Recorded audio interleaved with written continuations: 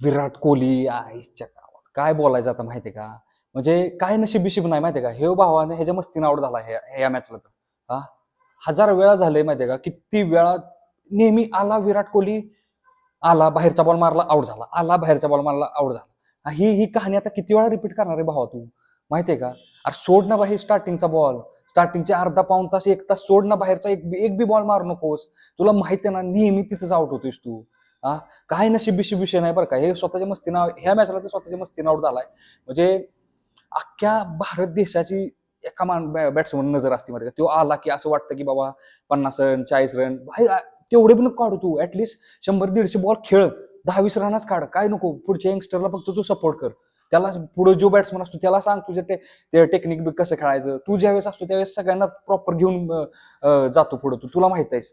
हा, तर तुझ्या विकेटला तू प्राइस टॅग म्हणजे एवढी स्वस्त झाली का तुझी विकेट. आला की बॉलर म्हणतो विराट कोहली काय आता लगेच आउट होणार दुसऱ्या तिसऱ्या बॉलला. हा, मान्य एक मॅचला शतक मारलं तू, अरे पण तसं नसतंय गड्या. तुझी तुझी विकेट आहे तू विकतोस माहितीये का असं कमी प्राइसला. तसं नाही भाई. तो स्टीव्ह स्मिथ बघ, एवढ्या दिवस चाच पडत होता बॅटिंग करायला. हे काल पण चाच पडत होता माहितीये का तो बॅटिंग करायला. पण त्यानं स्वतःचा फोकस हालून दिला नाही. बाहेरचे बॉल एक बी खेळला नाही भाऊ, एक पण बॉल बाहेरचा बॉल मारला नाही स्टार्टिंगला. बघ भावाने शतक मारलं. भाई तसं नको करू विराट भाई.